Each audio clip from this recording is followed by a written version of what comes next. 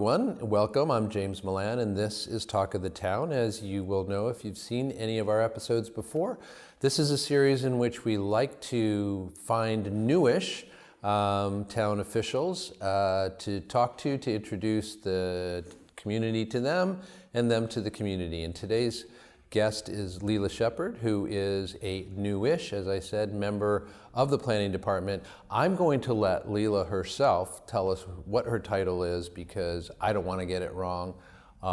So, as a first question, what is your official title, Lela? I'm the environmental planner and conservation agent. There you go, environmental planner and conservation agent. I think that we will get around to plumbing a little bit deeper on both of those roles, but like to start our conversations often with just finding out, hey, how did you end up here in Arlington and in this work? So going back as far as you'd like, why don't you tell us a little bit about your trajectory to get to here? Yeah, so it's kind of a longer story. I've been all over the U.S. and a little bit of abroad.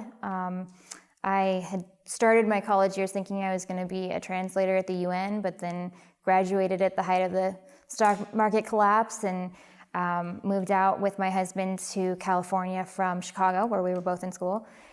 Both of us are from Seattle, and ended up working for a law firm, then decided I couldn't really make the impact on the world that I had wanted to make. Wasn't sure how I was going to make that impact, just knew what I was doing wasn't the right fit, and decided to go back to grad school and ended up in Kentucky, where I did a master's in urban planning, and I focused on land use and the environment, and I even worked on an organic farm, and I went to Greece for a couple of months and worked with the university there on ecological systems and how do you manage food waste and how do you make sure that that ties into tourism so that you don't have, the whey from the dairy ending up on your shores and smelling up the beach. And then when I finished that program, my husband was finishing his first postdoc in physics, and we had an opportunity to go to Copenhagen for his second postdoc. And I really wanted to get into this world of renewable energy. And I saw that municipal aggregation was starting, and people were really starting to buy into the idea of solar. And who better to teach me more about that than Copenhagen and Denmark, who's really at the forefront of renewable energy right now. So we went there for a year, and after about 10 months of not being able to learn the language, not being able to find a job that suited me, I decided to come back to the US, and I started filling out applications and ended up at a consulting firm in Needham that worked on hydropower projects. So I ended up in renewable after all. And I did a lot of summer inspections of hydropower facilities, and I focused on NEPA assessments, National Environmental Protection Act, environmental assessments on recreational and aesthetic and land use features of the projects. And that essentially brought me to this position. I was looking for something that had more public outreach, more connection to the community. As a consultant, you don't really get a chance to affect change. You just write up the conditions and you do what someone else tells you to do. And you don't get to really put your opinion on how things might work a little bit differently if you consider A, B, and C. And so when this came open, I thought, environmental planner and conservation agent, I can be outdoors more than just at the summertime, and I can really do some field work and really make a difference on actual plans that are going on around town.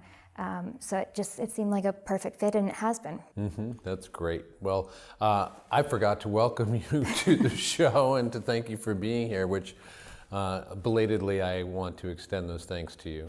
Thank you for having me. Appreciate it, really. As between environmental planner and conservation agent, I would like to tackle, those are, I'm sure, only just the two most obvious hats that you're wearing, and I'm sure there are many others.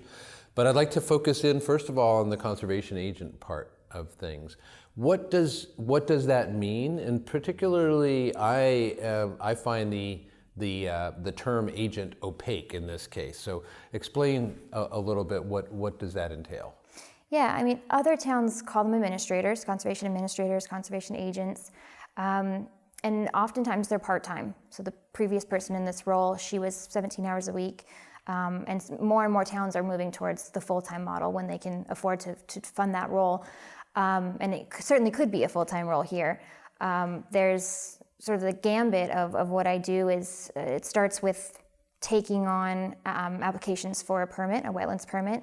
The Conservation Commission is responsible for enforcing the Wetlands Protection Act, which is a state mandate, but they also have their own bylaws and regulations. And so anyone who lives within 100 feet of a wetland or is in a flood area, as described by FEMA's flood maps, or is within 200 feet of a riverfront has to come to the commission for a permit to do any kind of work that they want to do there. We do working sessions, we do determinations of applicability. Those don't require a permit, but they're part of the process. So people file those applications with me. I review it with them, make sure there's no gaps. I provide that information to the commission and sort of do the daily administrative work of making sure that the legal ad is posted, making sure that abutters have been notified, making sure that there's an agenda and there's minutes that have been prepared for the next meeting to be voted on. And aside from that, once something's been permitted and has an order of conditions, I go and I make sure that the erosion controls are in place before they start construction. Sometimes I'll go out for enforcement inspections. We have a lot of active community members in this town, and they see something not kosher, they'll give me a call, and if it's within the jurisdictional area, I'll come out and see what the situation is, see how best we can figure it out. If it's really a really bad situation where they've gone and done something and they knew that they shouldn't have. Totally egregious thing. Yeah. Then I have to do stop work orders, I have to do enforcement orders, and that goes to the state level. They're informed of what happens. So we try to avoid that, try to get ahead of those things, but it's part of the job. Mm-hmm. That's where the agent part comes in, I think. Right, exactly. As in federal agent, or in this case, not secret agent, but I'm sure you're bringing out your muscle suit at that point, et cetera. I've had to have one of the police officers come with me at times, so they can get heated, but mostly they're people who just didn't know. Right. And does that part of your work spill over into the environmental planner part of the work, or are those two things really quite separate? They're pretty separate. The environmental planning part, the commission definitely gets involved in different projects around town.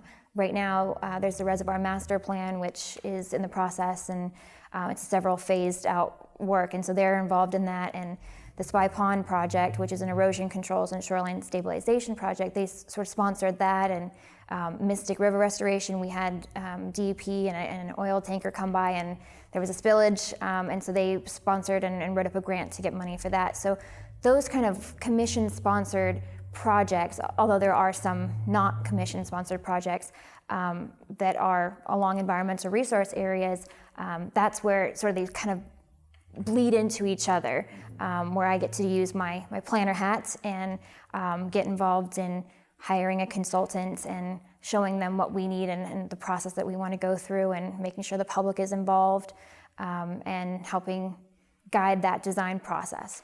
As you've just described, Millbrook, Spy Pond, Mystic, and other such bodies, again, I think it's the kind of thing that people just take for granted as being part of a community in which we all enjoy not just living, but getting outside, spending time in these environments.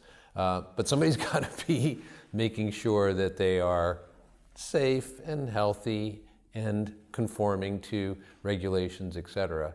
And it does sound like on some level you do have to kind of police these projects just to make sure they conform to the requirements.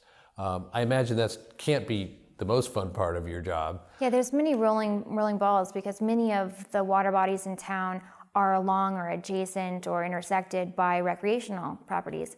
So Parks and Rec is very much involved. The Conservation Commission is involved. DPW, who does most of the maintenance at these sites, are involved. So you have so many different stakeholders before you even engage the public of what needs to happen. The Spy Pond Erosion Control Project is very much pushed forward by the commission. They're sponsoring the project. And it's sponsored by CPA funds, but Kathy Garnett, who's one of our associate commission members, really pushed this project forward. But even still, once we've got the whole design package, the construction documents together, it has to go through another notice of intent permit application process with the commission, and they have to approve everything that's going to happen on that edge and make sure that it's not going to interfere with, for example, we have a rare Engelmann's umbrella sedge, which is a National Heritage Endangered Species plant right by the boat ramp. And we have to avoid any kind of work in that area while still trying to address the erosion. And so there's a lot of balls in the air and making sure that everybody is meeting the requirements of what their commission and their committee needs. That's part of my job as a planner. Mm-hmm. Yeah, so you have, I'm realizing now that in the last couple of answers, you've been talking about the commission, made reference to the commission a number of times. And I just want to make sure that, that clarifying for myself and for the audience, we're talking about the Conservation Commission? That's true. The Park and Rec Commission, though, does own many of the recreation sites around town. Mm-hmm. So they're heavily involved in some of these crossover projects between Conservation Commission and Park and Rec Commission, mm-hmm. As well as the Park and Rec Department, who John Marshall is the director there, and he is really the liaison to the Park and Rec Commission, like I'm the liaison to the Conservation Commission. Got it. So in terms of the Conservation Commission's makeup, one of the things I've noticed about some of the committees in town is that those committees are composed of people who represent different stakeholders in whatever the subject is that they're dealing with. Is that how the Conservation Commission is also put together? You know, as in somebody's there who would represent the interests of, I don't know, you know, environmental interests, you know, making sure that the regulations, as you said, around endangered species are being followed or something like that, while somebody else is there to represent local business and somebody else is there to represent property owners or something like that. Is that how the commission comes together, or is it? So the commission is a little different from many of the committees that we have in town. We don't have a business representative. We don't have different sectors representatives. These are people who have an environmental background. So we have someone who's a landscaper. We have someone who is an attorney, which I have two environmental attorneys. We have someone who used to work for DEP from the Department of Environmental Protection. And so they all have environmental backgrounds in some ways. We have someone from the Massachusetts Water Resources Authority, but they don't represent some kind of special interest in any way. Mm-hmm. They're really just here to look at an unbiased viewpoint of what is best from the wetlands perspective, from the adjacent upland resource area, from wildlife perspectives, anything that falls under the umbrella of the Massachusetts Wetland Protection Act. And our regulations, the Conservation Commission's regulations, actually go a step further and have a little bit more detail than the state regulations to make sure that we're really protecting those resources in town. Right. So the Conservation Commission, as I might have imagined, actually, is in fact a kind of a stewardship organization in that you're really there, or they're really there, to ensure that, you know, an essentially voiceless constituency, which is the flora and fauna all around, is well represented and by experts, by people whose you know, whose life and background and professions would make it so that they're best situated to evaluate what the impact of something is going to be, et cetera. Absolutely. Okay, that makes a lot of sense. What kinds of projects, and you've already mentioned several, but what kinds of projects is the commission right now kind of right on your plate at the moment, and, you know, maybe looking out 6 months to a year or something like that? What are you going to be tackling?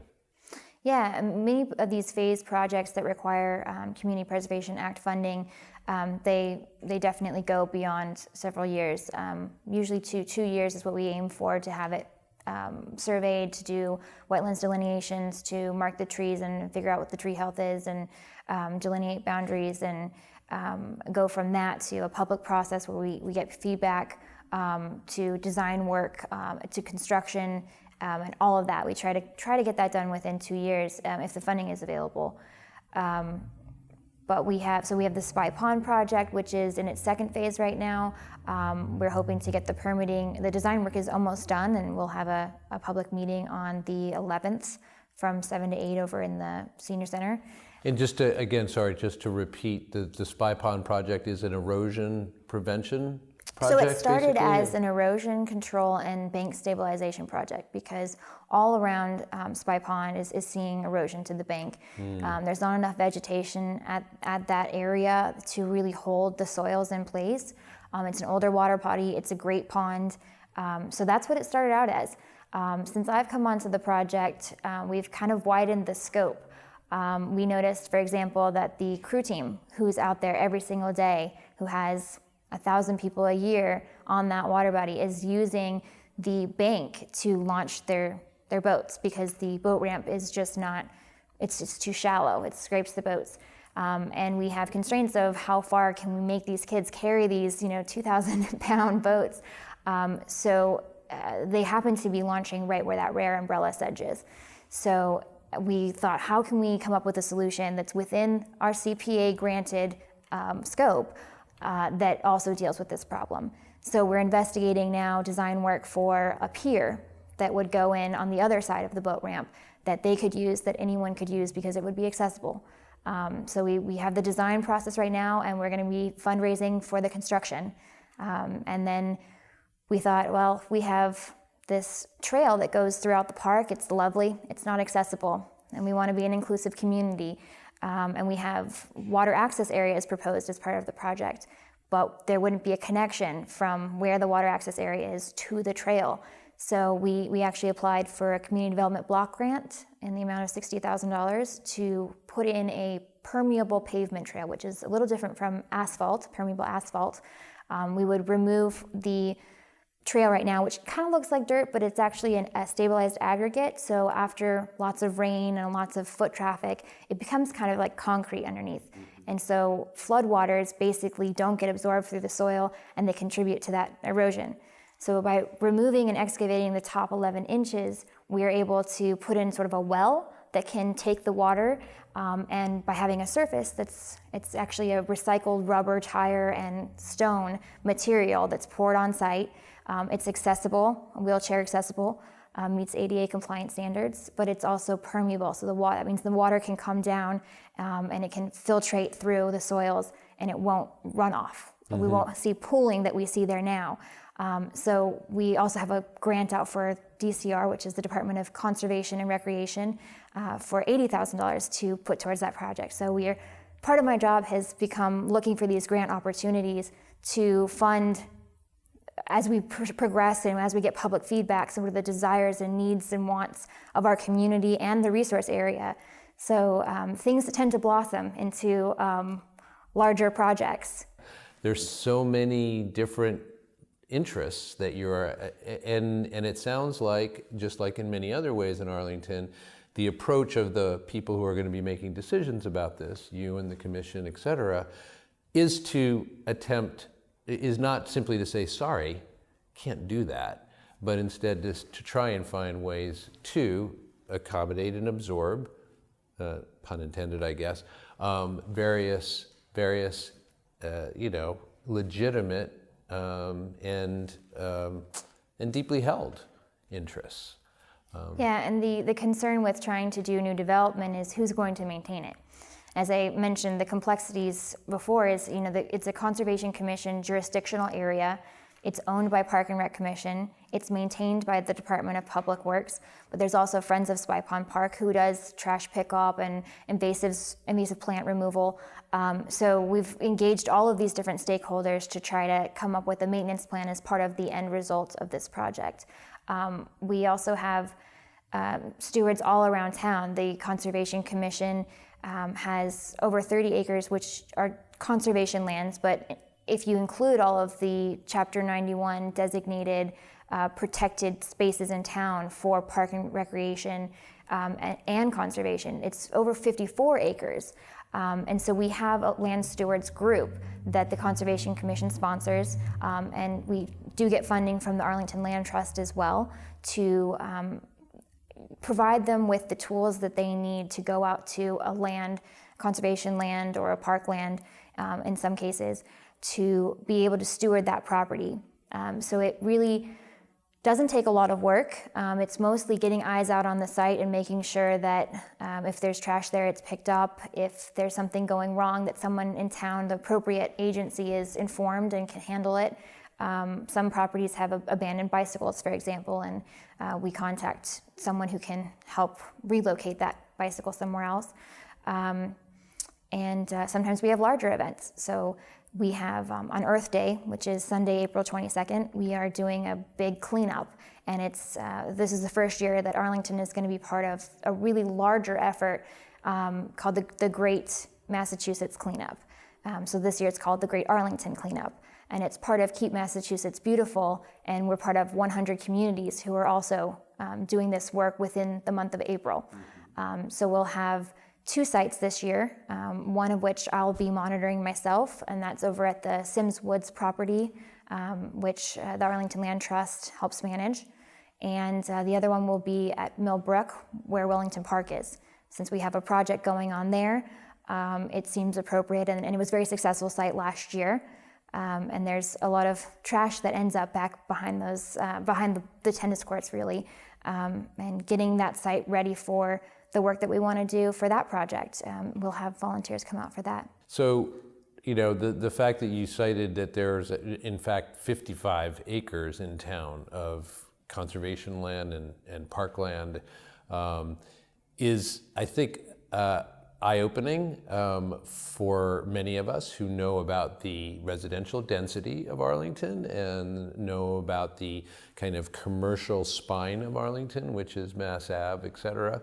And I think we walk by and through much of and occasionally use, of course, and access much of the parkland and conservation land. But it is intrinsic to our experience of living in this community in a way, again, that I think people don't necessarily quantify. So hearing that it is at that volume is in and of itself kind of attention-getting. You were talking about the role of land stewards on conservation land. How does somebody become a land steward, and how technical is whatever is required of them? So therefore, how accessible is that as a piece of volunteer work that somebody could do? Right. So these conservation lands are really scattered throughout town. Most of them are smaller plots. They're 0.1, 0.2, 0.3 acres. We have some larger sites, Mount Gilboa, Turkey Hill, but we have mostly smaller sites. And so there's 28, I think, at this point, actual lands that we monitor, and it's really quite an easy process to sign up. We don't really have an age requirement.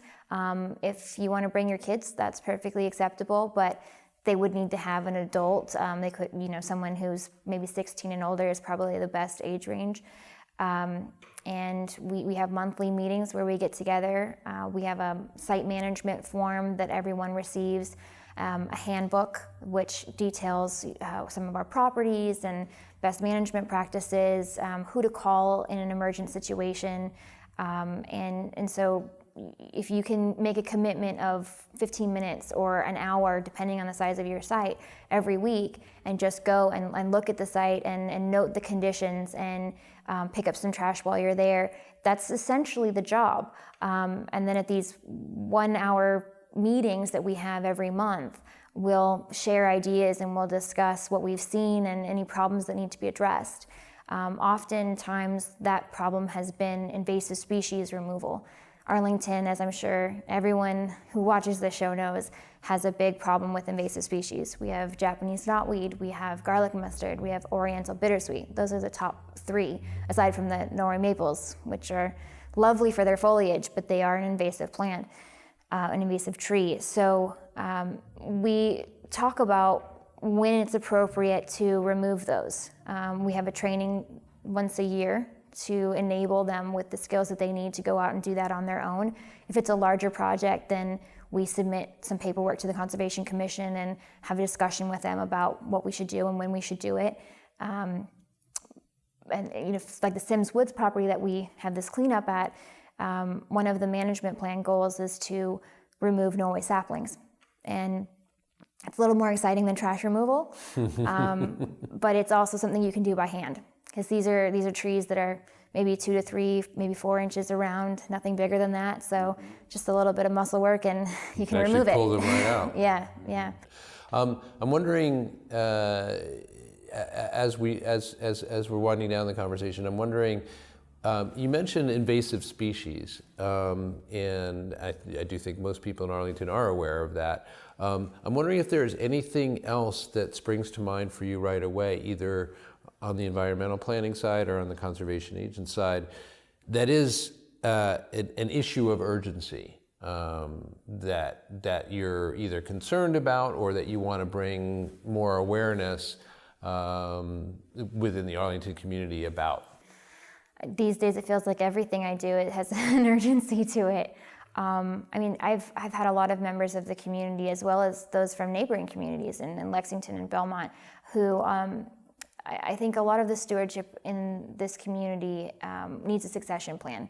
We have an older population in the communities around us as well that are doing a lot of the stewardship right now. But we do have a younger population moving into Arlington, and some of the new stewards that we have in the Conservation Land Stewardship Program are a younger generation and want to get involved. And so we're always seeking new outreach opportunities to make sure they're aware that this opportunity exists. And so I think it's urgent in a sense to find those people who are interested, because the previous generation is not as capable as they were before, and while they're interested, it's becoming harder. And it just, as anyone ages, it becomes harder to do these kinds of things, even though they're low impact. But I think that's something that's urgent, is just finding a succession plan for volunteerism in town. Anything else that we haven't covered that is, that you'd like people to know, either about the work that you're doing or about things that are on the horizon that we can look out for, anything like that?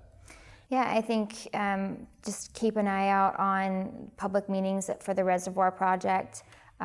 If you want to see something happen, we need to know about it in order to be able to include it, or at least evaluate it as an inclusion item.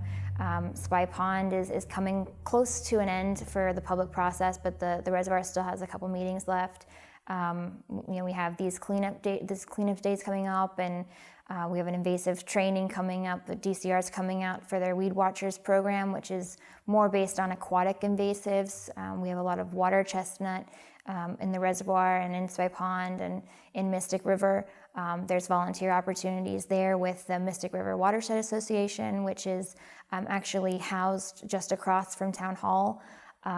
So there's a lot of opportunities to get involved, to either give your feedback or just hear what we're working on. And I would encourage people to go to the town webpage, go under Conservation Commission, go under Planning and Community Development, and reach out to us if you want to get involved. All right, and that's a personal invitation. Well, it's an invitation in general to the public to become more active participants in the work that you are doing as environmental planner / conservation agent as well. So I just wanted to thank you very much for joining us today, for explaining a lot, actually, about what it is that you do. And we wish you best of luck in the work and in future projects. And we'll be back to visit with you again sometime in the future just to see how things are going. Thank you for having me. Thanks. For Lela Shepherd, I am James Milan. This is Talk of the Town. We appreciate your being here, and we'll see you next time.